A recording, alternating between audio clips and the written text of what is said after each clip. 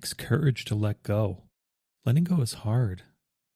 Letting go can be really difficult. Letting go can mean going against the grain of expectation, of momentum, of just doing something different than we've always done. That can be really hard. It can be really difficult to act out of character for ourselves. It can be really difficult to change. This is something that we don't really give ourselves a lot of grace around.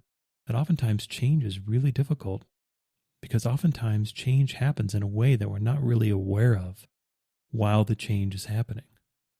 That change is often a multi-step process where we have to actually walk through the process to understand what's actually going on, to really be able to see what's actually changing. And so many of us have developed habits around pushing, around persevering, around grit, around just digging deeper, pulling ourselves up by the bootstraps and just continue going on no matter what. But I think we can see that there's a bit of a fallacy in this, or at the very least, this is an incomplete way to look at our lives. Because this is all done with an assumption that whatever direction we're going is the right one, is the best one, is the correct one. And of course, that's not always true. Sometimes we need to change. Sometimes we need to turn. Sometimes we need to make a 180 and turn completely around. But it's really difficult to know what to do in the moment when we're actually confronted with opportunities to change. Because I think it's really easy to overlook the pressure of momentum, especially if it's something we've been working on or working at or being for a long time. It can be really difficult to change because we have so much momentum pushing us in the direction of whatever we've been. And when we get confronted with necessary change, a lot of times there can be kind of an automatic rejection of that premise. It can be really difficult to look at what's happening and really be honest with ourselves, really be honest with the fact that things that we're trying to do aren't working. Because the natural reaction, the natural inner commentary can say, no, they just haven't worked yet. And sometimes that's true. Sometimes it is perseverance that's required. Sometimes it is required to keep going. But the core of our action needs to be a sense of trust, needs to be a sense of trusting ourselves, a sense of knowing where we're going, or at the very least knowing where we want to go. And these can be the most confusing times when we've kind of lost the thread on what we actually want. When our lives kind of feel random, that our plans feel unformed and arbitrary, that we're just bouncing from thing to thing to thing, but we don't really feel like we're actually getting anywhere because we've kind of lost the plot. We've lost our own story about where we're going and why. And especially if we've built up big calluses and strong habits around perseverance, around resilience, around keeping going, we can simultaneously have underdeveloped our own skills of letting go. Because an ideal approach to our own life isn't ever just one thing, isn't ever just one way of being. Living life in a skillful way is about balance. It's about flexibility. It's about openness. It's about really being able to reckon with the present moment and be able to honor what's actually true, what's actually happening. And sometimes we can reach a point where we just feel kind of burned out and kind of out of gas. But if we don't know any other way than persistence, if we don't know any other way than just putting our head down and continuing to just push and push and push, the clarity, the salvation that letting go could possibly bring us can easily be overlooked, can easily be missed. I think this is a common thing as we're growing up and maturing through life. I'll speak for myself anyway, that as a younger person, I would push a whole lot more than I do now. It's kind of one of the benefits of mid-age, of not having quite the energy that I used to, is that I can't persist pushing at something that isn't really giving anything back, doesn't really seem to be going anywhere, that I just can't really fool myself as well as I used to. I can't really delude myself. I can't really keep going with things that don't show any signs of working as long as I used to. That I look back at a lot of that youthful pushing, a lot of it was definitely educational. I definitely learned a lot, but it's also a pretty big waste of time and energy. That if I would have focused on more of what I actually wanted, if I would have focused on more of the known, if I would have been willing at times to let go, I would have actually gone far further. Because this habit of pushing can lock us into ruts that can just turn into loops of where we can just push and push and push and not really get anywhere, but not really see that the problem is our own pushing. That our own pushing has become a form of resistance to the very change that we're trying to create in our own lives. And so when difficult situations are presented to us, or we just feel kind of confused and we don't know what to do, I think it's important to ask ourselves, well, have we tried letting go? Have we tried the opposite of what we've always done? If we have habits around pushing, if we have habits around forcing, if we have habits around control, have we actually tried letting go? Because I think there's a really common fear around surrender, around letting go, that if we stop, everything will go away. That our entire life is predicated on our own continuous, strenuous effort.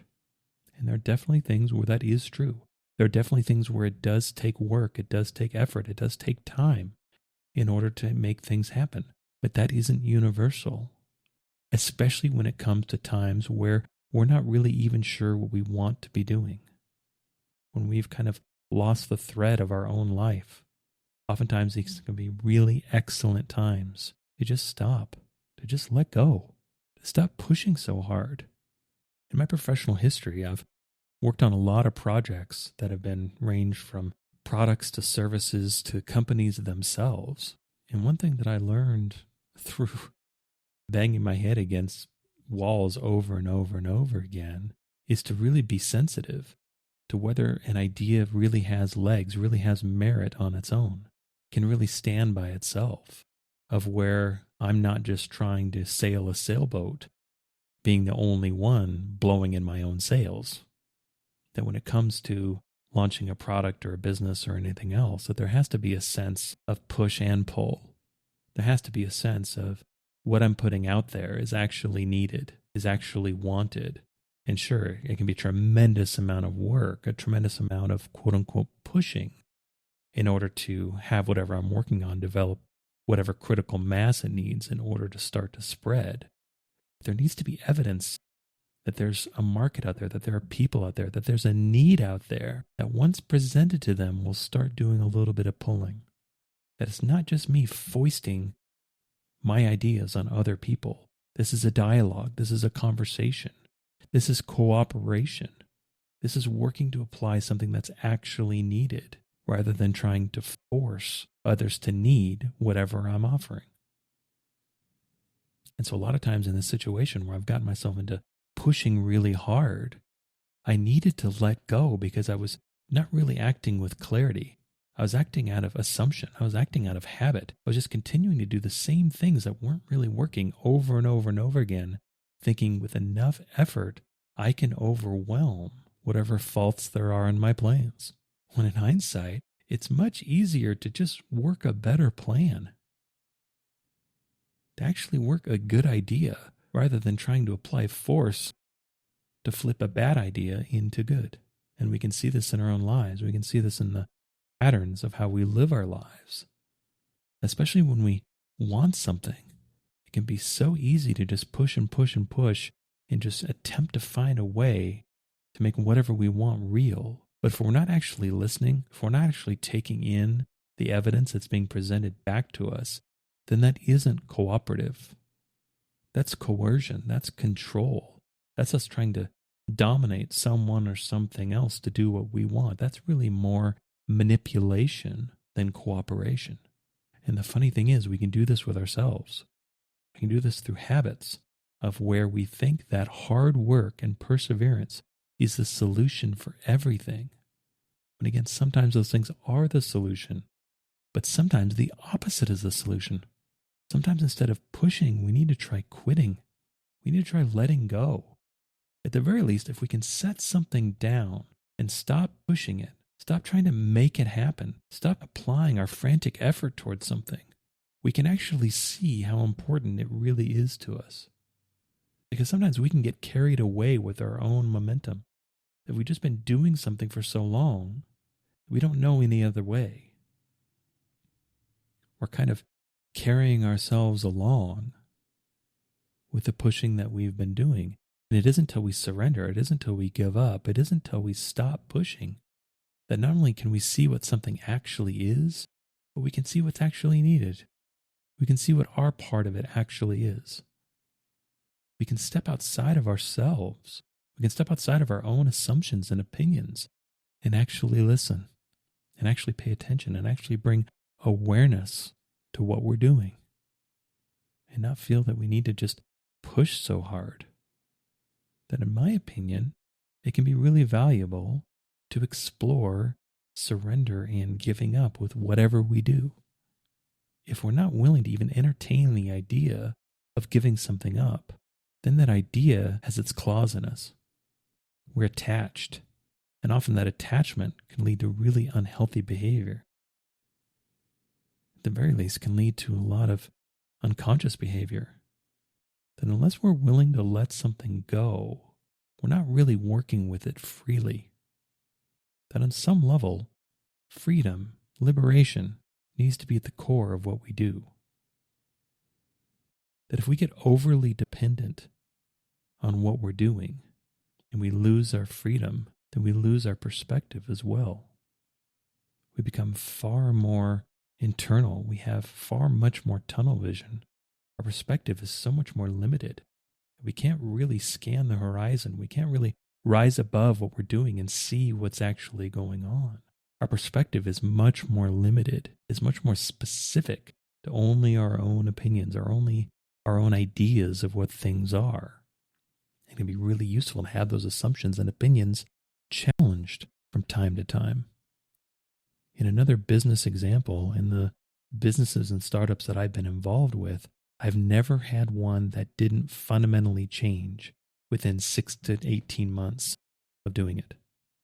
That I would start with an idea of what something was supposed to be, but then through the effort of trying to bring that forth, of trying to make that real, it would be revealed to me what it's actually supposed to be. That in business terms, this is usually called a pivot. That you start out with one set of ideas, you go out into the world and you present these ideas, and then usually you're presented with better ideas. Because of course, you don't know everything. And even more than that, if you're making something for other people, you only know what you would want. And of course, this can be a really good starting place. It's going to be a really good place to begin effort. But what actually matters is what other people want. What actually matters is whom this is for actually want what you're offering. And so it's much more of a conversation. It's much more of a dialogue.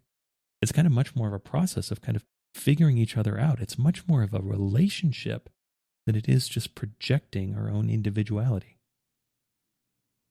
If we really want to be of service, if we really want to serve someone else, then we actually have to listen to what they want. It sounds really simple, but this can be so easily overlooked. And we can apply this whole idea to ourselves as well. It's important to listen to ourselves. It's important to listen to what we actually want. And then once we've listened, it's important to actually honor it. But if we're so caught up in pushing, if we're so caught up in trying, if we're so caught up in our own effort and momentum towards doing the same things we've already done, just more and more and more, we can miss that dialogue. We can miss that response. We can miss that clarity that can actually help us be more effective, that actually help us be better at what we do than whatever we're currently doing. We can miss the needed change because we're so adamant on continuing to just do whatever we've always done. We're not growing. We're not evolving. We're stagnant. And we're not actually listening. We're not actually responding to the feedback that we're getting. We're stubborn. We're obstinate. We're inflexible. And whenever these qualities leak into our life, it makes our life harder. That, of course, there are some things we should be inflexible and rigid about. Things like our value system, things like our boundaries. even things like pursuing what we actually want. But then at the same time, we need to be flexible, especially as we go out into the world. Instead of just trying to force our own vision of how things should be, we need to find the way. We need to find the fit of how to actually make what we want possible. We have to be flexible. Just like in any relationship, there's the individual that we bring into the relationship, and then there's the commonality, the us, that emerges in the relationship as well. We have to be two beings at the same time. We have to be part of an I, and we have to be part of a we. And again, if we've come to a point we don't really know what to do, or at the very least, our way hasn't really worked, it can be important to try surrender. It can be vital to try letting go. And in order to do so, it requires courage. That despite a lot of popular success folklore, quitting and giving up is actually hard. Quitting and giving up often requires quite a bit of courage. It can be difficult to change, especially when that change wasn't expected, when that change is a result of something that we've learned through our interaction with the world, in a relationship with someone else, with something else. It's kind of like if we've ever been on a weight loss plan and been following a diet. I think if we've ever tried this, we know that one of the best assets we can ever have is momentum. That the hardest part is the start. Sure, maybe the first few days are not that challenging because we've built up so much enthusiasm, so much expectation for wanting change. But once we kind of get over that honeymoon period, once the shine is kind of worn off this new plan and we hit the reality of the challenges this plan actually presents to us, plus also the reality of all the ways that we're going to need to change, that can be really hard. That's quite a blowback. That's quite a bit of initial resistance to come up against. And so if we can persevere through that time and then kind of stack days upon days upon days upon days upon days, I think things get a lot easier because we form new habits. We don't have to think so much. We don't have to deal with so much discomfort because we've kind of reached a new normal where everything doesn't feel quite as uncomfortable and chaotic and unpredictable because we're doing something new. Because we've installed a bit of a new normal, we develop a comfort with that normal over time. But then moving a little further can be really difficult once we got to have a good head of steam going, once we've been at something for a while, to really come to grips with the times when that plan doesn't actually work, to come to grips with the fact that not only are we not achieving our weight loss goals, but we feel awful. And we're just slogging through every day and just kind of feel like a pile of wet garbage most of the time. That can be a really difficult thing to honor. That can be a really difficult thing to even see. Because we have so much hope, we have so much invested in this plan working, and we've gotten to where we are through pushing and persevering through our discomfort. It can be really difficult to then have to reconcile plans that don't actually seem to work. It's just so hard to build up that momentum in the first place. That change is hard. Doing something different is hard. Building new habits is hard. Being different is hard. Doing something different is hard.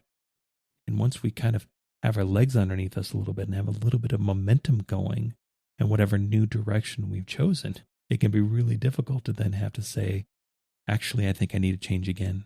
Actually, I need to do something different. And we can see this in other aspects of our life as well. That if we've taken on like a brand new job that we had a bunch of hope about, but then we get a year in, 2 years in, and realize that this actually isn't good. This actually doesn't really have a future. This isn't actually where I want to go, and I don't really see a way forward that I actually want here. We can see this in relationships as well, where we get into things with a lot of hope, a lot of expectation. Our emotions are involved. But then after a while, we realize that this isn't really for us. This isn't really what we want. It can be really difficult to then change again. It can be really difficult to face the double disappointment of not only is this plan not all we thought it was cracked up to be, this plan isn't really working, But even worse, all the hope that we had, all the expectation that we had, now has been dashed as well. It can be really difficult to walk through life when we lose our hope. It can be really difficult to confront situations that we hoped would be a certain way, that we hoped would bring a certain thing, and actually be able to reconcile and face the truth that they don't. Those are very difficult changes to make. It can also be very difficult to just be going through life, doing a whole bunch of things and realizing we're not actually sure if we want to be doing any of these things. We're not actually sure if we want any of the outcomes or rewards that any of these things seem to promise. We're just doing things because it's what we've always done. Or we're doing things because we expected we would get what we want. But now having to confront the fact that either that what we're doing won't actually deliver what we want, or we don't actually want what we thought we did, that can be really difficult. Truth can be really challenging, especially when we confront it in unexpected and inconvenient ways. But at a base level, at a fundamental level, truth is all we have. Truth is all that's real. And sure, we can try to keep going. We can try to pretend that things aren't the way they are. We can continue with the false hope that maybe try 1001 will work, when tries 1 through 1000 seem to just, at best, keeping us standing still and actually pretty often mean taking steps backwards.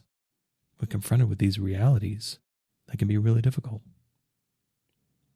And when we're confronted with situations in our life, especially if we've invested a lot of ourselves into those situations, to even entertain stopping, entertain quitting, entertain letting go, that can be really difficult.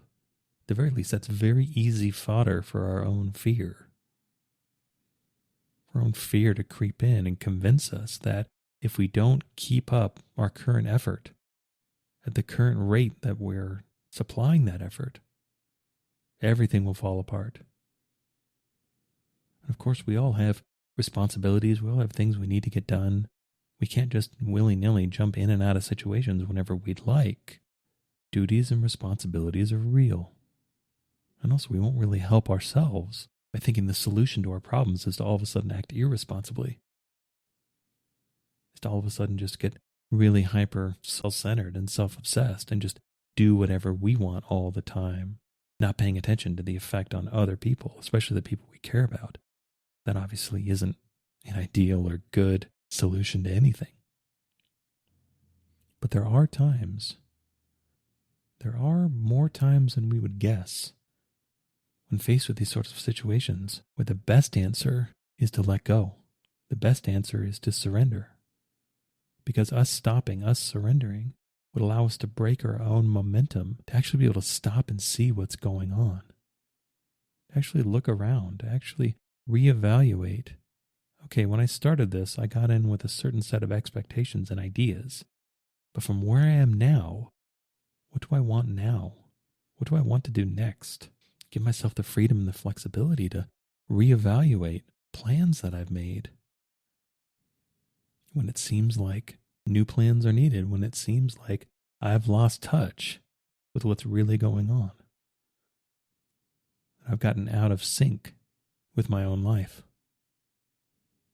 Or just adopt an attitude that when we don't know what to do, when the solution isn't obvious, a lot of times, if not most of the time, the best course of action is to pause. That we can create so many problems for ourselves. We can perpetuate so much difficulty in our life by acting before we have clarity. By doing things before we have a clear intention, before we really understand why we're doing things, really understand what we're trying to get, really understand what we want, really understand what's important to us, really understand where we're going, what we're trying to get to, what kind of life are we really trying to live, really matters to us. It's really easy to get locked in to a certain momentum based on our own plans and expectations.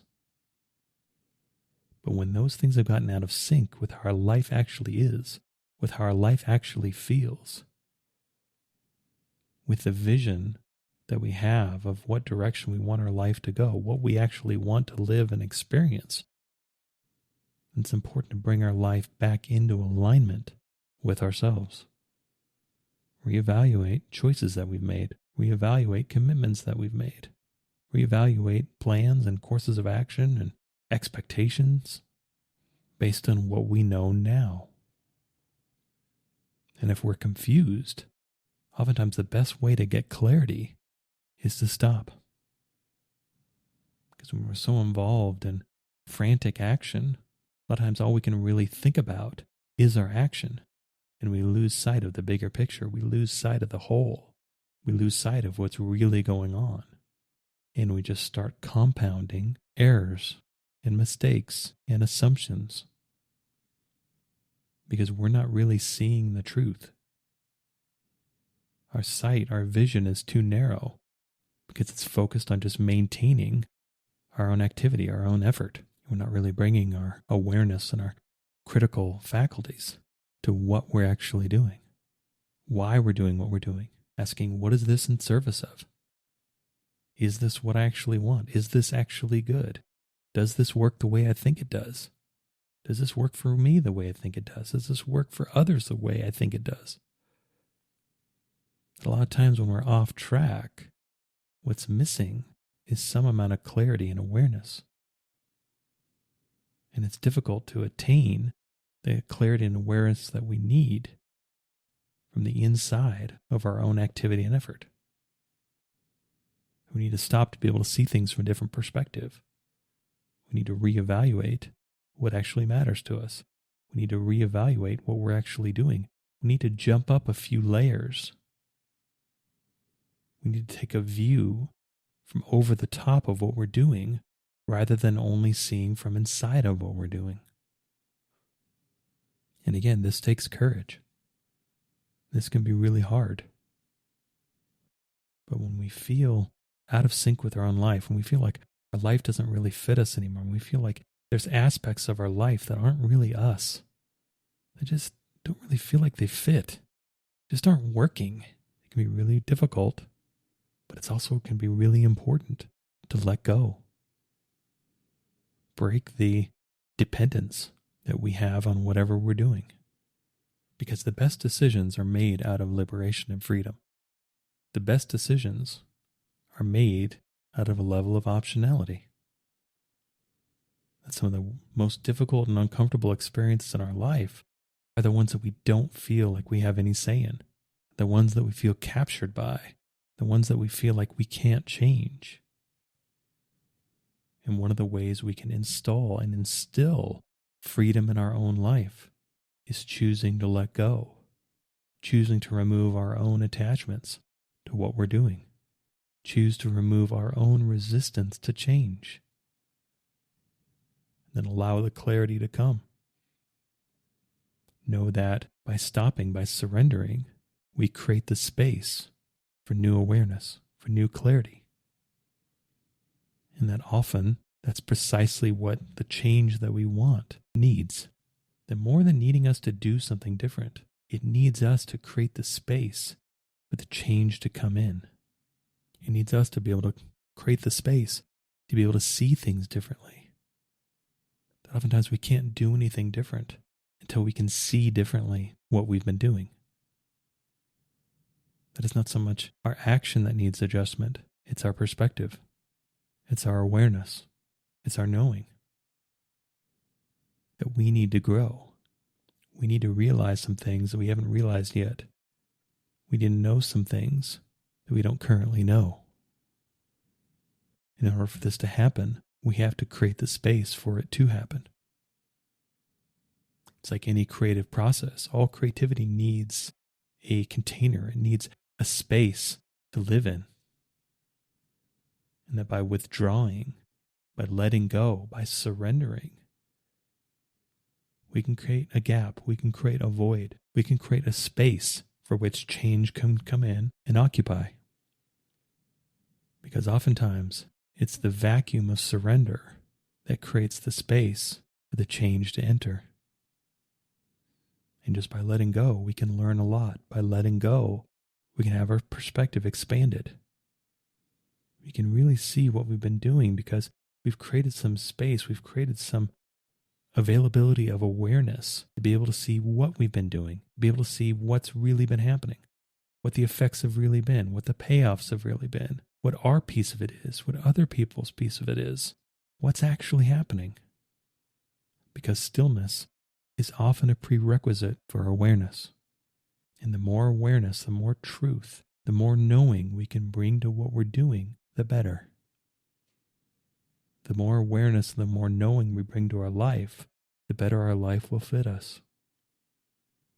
The more awareness, the more knowing we bring to our life, the more obvious the changes we need to make will be. And if our life needs to change, we can find that change by first learning to be still, first learning to pause, first learning to surrender, first learning to let go, first learning to create the space for that change that we need to enter. I hope you enjoyed this episode. All episodes are given freely. If you feel inspired to give, please visit theunionpath.com/donate. If you have a question, you can contact me at theunionpath@gmail.com. Take care and all the best.